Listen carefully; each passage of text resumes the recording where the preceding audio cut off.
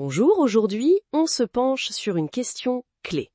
Comment je lancerai une boutique de t-shirts en print on demand, en impression à la demande, disons, pour 2025? Ah, sujet intéressant. Oui, et l'idée c'est de partager une stratégie assez directe en 4 étapes clés, vraiment basée sur ce qui semble fonctionner. Une approche pragmatique donc. Exactement. L'objectif c'est de décortiquer ce système, voir comment on peut démarrer assez vite et surtout efficacement.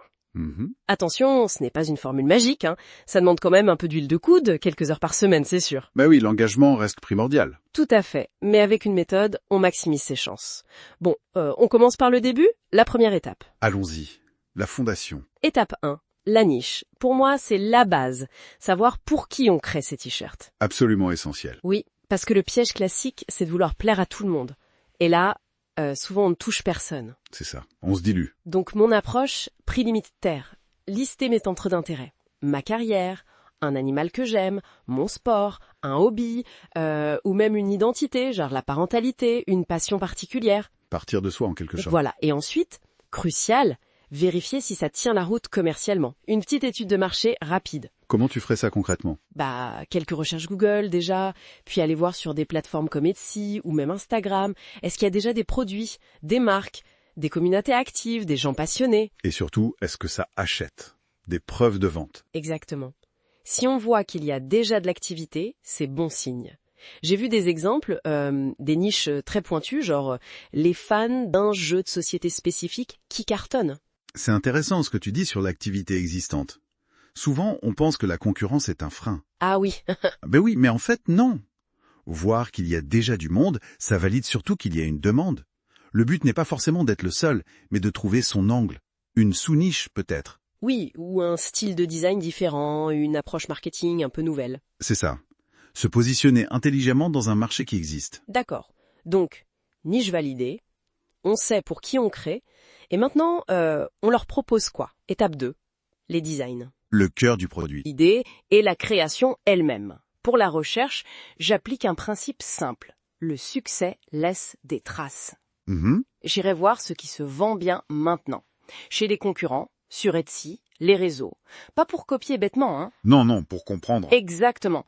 Comprendre les tendances, les styles qui plaisent dans ma niche et m'en inspirer pour créer mes propres trucs. Originaux. Bon, il y a des outils payants comme Everbee qui peuvent aider à aller plus vite pour cette veille. Utile pour systématiser, oui. Et pour la création. Alors là, il y a des outils comme Canva, très connus, accessibles.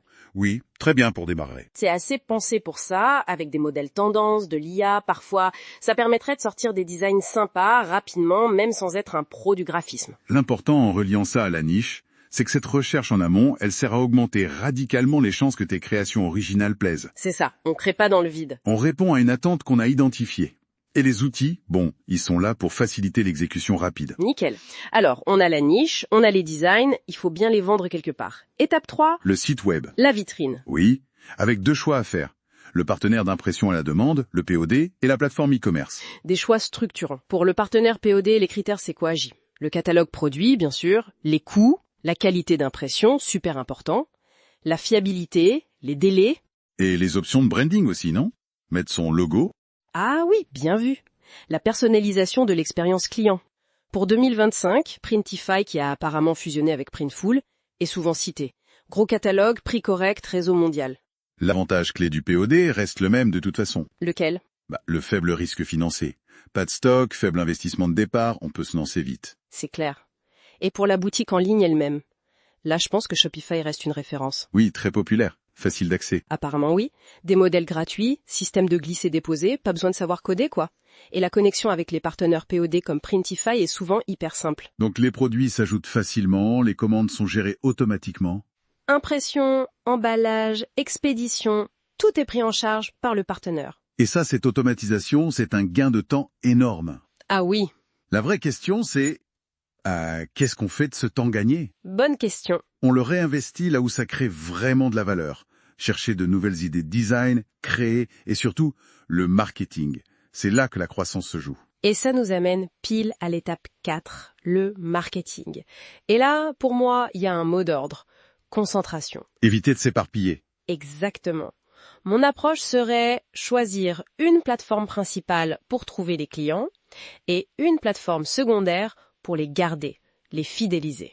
Focus donc. Oui, parce que focus dilué égale résultat dilué. Pour l'acquisition, les réseaux sociaux, c'est quand même puissant, hein. Gratuit au début, potentiel énorme. Instagram peut-être pour les t-shirts? C'est très visuel. Oui, Instagram me semble un bon candidat. Post shoppable, lien cliquable, la pub, c'est adapté. Mais, et c'est crucial, il faut aussi une plateforme de rétention qu'on possède. Que tu contrôles. Pas une plateforme louée comme les réseaux sociaux ou Etsy. C'est ça. Je pense direct à l'email marketing, construire sa liste d'emails, avec un outil comme Klaviyo par exemple. Et pourquoi c'est si important cette plateforme possédée? Pour la relation directe, pour convertir les abonnés fidélisés, indépendamment des caprices des algorithmes. Et là tu touches un point fondamental. Le risque. Le risque. Oui, le risque de tout miser sur des plateformes louées. À changement d'algorithme, une plateforme qui perd en popularité, pire, un compte banni, et ton business peut s'écrouler. Vu comme ça, Construire sa liste email, c'est un actif tangible. Ça sécurise l'entreprise pour l'avenir, ça augmente même sa valeur. Et souvent, ça génère une part non négligeable et stable des ventes. C'est bâtir sur du solide. c'est très clair. Donc, si je résume mon plan d'action perso, 1. Niche bien ciblée. 2. Designs inspirés et pertinents. 3. Site web efficace avec un bon partenaire POD et Shopify ou un équivalent. Et 4. Marketing hyper focus. Un canal principal d'acquisition, genre Insta, et un canal de rétention maîtrisé, comme l'email. Une feuille de route cohérente, oui, pour construire quelque chose de potentiellement rentable et surtout durable. Exactement. Pensez long terme. Et ça amène une dernière petite réflexion peut-être.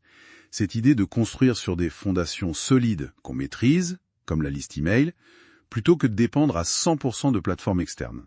Oui. Comment est-ce que cette philosophie pourrait s'appliquer à d'autres domaines, d'autres projets, d'autres apprentissages que nos auditeurs explorent peut-être? C'est une piste de réflexion intéressante, je trouve.